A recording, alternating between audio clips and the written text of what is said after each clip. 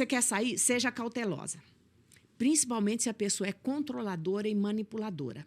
Se você não consegue sair sozinha, busque ajuda.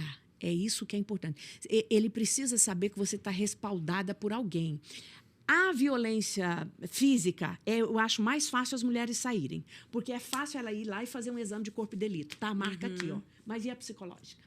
Viu como ela é mais difícil? Como é mais complicado. Por isso que a pessoa fica dentro da igreja, a pessoa une com isso a fé e a esperança de que aquela pessoa vai ser transformada e a coisa vai perpetuando. Sim. Olha, evangelho, ele é mudança. Exato. Deus tem, eu digo que o Espírito Santo, ele padroniza a forma como ele trabalha em nós. Porque ele conhece você, conhece a Jennifer, conhece eu. Então, ele padroniza. Mas se você está 5 anos na igreja e não tem mudança, tem alguma coisa errada. Tem alguma coisa errada. Tá muito errado. Não digo nem 5, eu tô botando assim o extremo, o máximo. Verdade. Entendeu? Bom. Porque quem aceitou realmente, você sabe, é uma mudança que vem assim, paulatina. É uma transformação. De glória em glória. Diz é uma mudança de mentalidade. A regeneração é que eu sou gerado dentro de mim uma nova natureza. É isso. Sim. Se eu fui criado com pai violento, com mãe violenta, o Espírito gera em mim uma nova natureza. Só que tem que ser com o meu consentimento. É isso. Eu tenho que permitir. E isso no Evangelho é a coisa mais linda que eu acho. Como psicóloga, como terapeuta, eu acho precioso como Deus trata conosco. Mas sabe o que isso traz? Que nós vivemos uma geração de gente religiosa. Isso que eu ia falar. Que está dentro da igreja, mas não viveu uma genuína conversão. Também. Então, a gente precisa ter muito cuidado. Tanto as meninas que estão namorando, dizer, ele vai para a igreja, ele vai para o culto. Isso não significa nada. Tem que olhar todos esses pontos que você falou. Tem uma mudança de humor repentina. Ele trata bem os seus pais, ele é manipulador, tudo isso tem que olhar. Não é só o fato de se ele vai para a igreja ou não. Porque tem muitas pessoas que estão dentro da igreja, que foram batizadas, que têm ministério dentro da igreja, mas ainda não foi transformado. E não vive um verdadeiro evangelho. É apenas um religioso. Porque isso fez parte da vida dele, ele está inserido naquele contexto, mas a transformação, o confronto que o Espírito Santo gera em nós, não aconteceu. Então, hoje, a gente precisa ter muito cuidado, porque a gente vive numa geração de gente que, ainda mais o evangelho, né, que se tornou moda. Hoje, todo mundo se diz evangélico. A pessoa vai pro carnaval, a pessoa vive a vida, fuma, bebe, eu sou evangélico. Ou seja, que evangelho é esse que não tem cruz? Que evangelho é esse que não tem nenhum tipo de renúncia? Então, a gente precisa avaliar quem realmente, dentro da igreja, está convertido e transformado. Que o Espírito Santo realmente conduz. Porque quando a gente anda com o Espírito Santo, a gente sente. Ele diz, filha, você falou errado. Nesse momento, você não deveria ter falado desse jeito. Exato. Não é assim que ele faz com a gente? Exato. Ele vai orientando, ele vai nos guiando. Agora, você que está passando por um relacionamento abusivo, seja psicológico ou físico, olha os sentimentos que você vai sendo tomada por ele. E quando uma pessoa, respondendo mais uma vez a sua pergunta de novo, quando você é tomada, por que a pessoa não consegue escolher? Porque ela vai sendo tomada pelo sentimento. Raiva, medo, vergonha, culpa, confusão. As mulheres sentem, elas duvidam da própria capacidade. Uma pessoa que passou por um tempo, né, com abuso. E a questão da dependência financeira também. Estava ficando louca? Sim. Nossa. Eles têm a mania de dizer, você tá louca. É verdade. Sim, a gente que inventa as coisas, a gente está criando, a gente que está vendo problema onde não tem. Isso. Faz a gente Quando, duvidar na de nós verdade, mesmos. ele é o abusador, Ele é o abusador. Então, o sentimento que fica é esse. No pensamento, duvida que elas merecem alguma coisa, entendeu? Lembra que você falou da sua mãe, né? Sim. Que o contato físico da sua mãe era batendo em você. Sim. Então, você aprendeu a violência, achava que aquilo era o jeito Exato, de amar. exatamente. Entendeu? Isso vai E por isso que eu me coloquei né? nessa situação. Isso. Porque se eu tivesse tratado, sendo numa infância, né, Sim. tratada com a base, né, o Sim. alicerce amor, a base familiar, da estrutura da família, obviamente eu não teria tido a tendência de buscar alguém que fosse me agredir. Parece que eu fui direto ao alvo. Incrível, né? Exatamente, parece que eu fui direto ao alvo. Isso a psicologia explica, eu acho isso incrível. E o livro que eu indiquei para vocês também, porque é impressionante.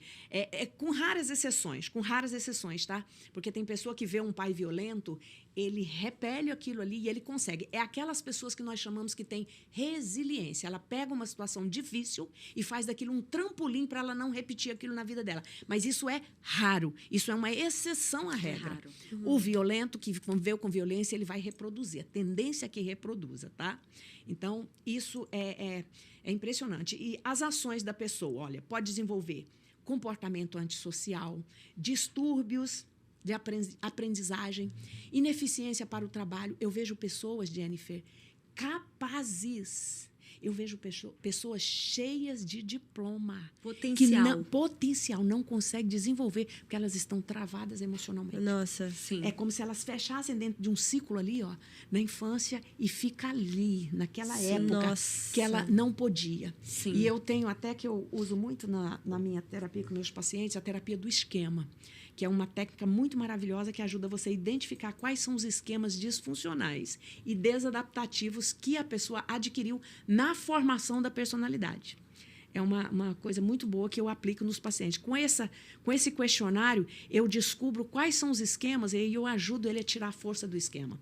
Uau. Por exemplo, um esquema de abandono. Entende? A criança que não teve afeto, ela tem dentro da mente dela um esquema de abandono. Sim, e como é que de rejeição. Como é que esse esquema funciona no dia a dia dela? Um adulto grande, empresário, um homem capaz, mas tem ali o pobre abandonado. Aí, normalmente, eu peço para ele dar um nome, sabe? E eles dão. Sim, que legal. Nossa, eu me identifico muito com isso, sabe? Muito porque legal. Eu não tive, né, pais presentes, então eu buscava em pessoas aquele amor, aquele afeto que eu não tive dos meus pais. Aprovação, né? E essa forma de funcionar, quando a criança está desenvolvendo a personalidade, vira como se fosse um código mental que ela tem, que mesmo grande, ela vai fazer daquele jeito. Ela repete. E a gente precisa ter algo que eu acho importante a gente abordar aqui, eu acho que já está pertinho da gente fechar, é o fato de que quem é abusado, depois que sai de um relacionamento abusivo, pensa assim, eu não preciso ser tratado. Também. Mas precisa ser muito. tratado. Nossa. Porque isso Muito. gera resquícios em você. Gera. Isso gera resquícios em você. Você reproduz coisas que você viveu. Sim. Porque todo abusador, um dia ele foi abusado. Todo abusador, um dia ele foi abusado. Então, ele está repetindo um abuso que ele viu na infância. Ou uma violência que ele viu na infância. E ele está replicando isso. Então, também, quem foi abusado precisa ter cuidado. Porque você pode se tornar um abusador. Pode. E aí, você entra num relacionamento bom. Deus te abençoou com uma pessoa boa. E aí, você não consegue ter um bom relacionamento porque você está replicando aquilo que você viveu no seu relacionamento anterior. Que é o abuso. Então, quando você for viver um relacionamento abusivo, procura cuidado. E outra, a gente tem um preconceito absurdo. Eu vou fazer terapia porque eu não tô mal, porque eu tô mal. Se eu tenho Jesus, para que eu vou fazer terapia? Que besteira, né? Que mentalidade a gente tem em pensar que porque eu sou cristã, eu não preciso dos recursos que Deus mesmo disponibilizou através da ciência para tratar áreas da nossa vida e das nossas emoções. E a pastora pode falar melhor, como psicóloga, né? A necessidade da gente também ter esse cuidado com a nossa alma, da gente tratar essas questões. Tem um autor da psicologia que eu gosto muito, ele foi um cara que sobreviveu aos campos de concentração, chamado Viktor Frankl. Eu gosto muito dele, porque ele é judeu e ele escreveu coisas maravilhosas. Ele morreu há pouco tempo. Ele diz o seguinte, que a meta da psicologia, da teologia, é a salvação da alma. E da psicologia é a cura da alma. Entendeu? Então, eu vejo muita gente que vai morar no céu, mas enquanto está passando por aqui, está vivendo uma vida horrível, porque a alma dela está toda doente. Tem gente que não vive, sobrevive. Exatamente. Né? Então, e quando eu falo de alma doente, né, vamos abrir uma aspas e um parente aí para o violento, para aquele que, principalmente, se é um líder e que não houve transformação.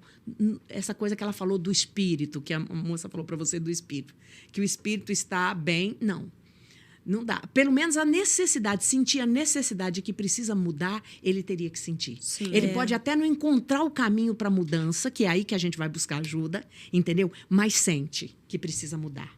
O difícil é quando a pessoa coloca-se dentro de uma carapaça e diz assim, eu não preciso mudar isso aqui. Não, tá tudo bem. A culpa é sua, a culpa é do outro. Aí que é terrível, sabe? Há Parece que a pessoa fica cega. É o orgulho, né? Ela faz Orgulho, dela mesma vaidade. O próprio bezerro de ouro. Vaidade. E que ela tem que ser ali o centro. Não. O Spurgeon chama de egolatria. Isso. Entendeu? Porque, na Verdade. verdade, né? Ego. Porque quando você olha para o próprio evangelho, é a necessidade de você olhar para os seus erros diariamente e colocar eles na cruz. Sim. Então, se a pessoa ela tá ali, ela já demonstra que ela não quer mudança, literalmente não teve Não conversão. tem. Porque até a pessoa que a gente vê, nossa, aqui é muito crente, o orgulho dela vai pra cruz todos os dias. Todos os dias. Que é algo que tem que fazer diariamente. E uma das coisas que Jesus mais combatia era o quê? Era o orgulho dos fariseus. Exatamente. Jesus as mais autoridades combatia religiosas, né? era o orgulho. Exato. Porque o nosso problema é quando a gente se acha bom demais. Olha o jovem rico. Ele perdeu o céu porque te falta uma coisa. E ele não quis entregar. É a folha verde, a figueira que só é verde, mas não tem fruto. Exatamente.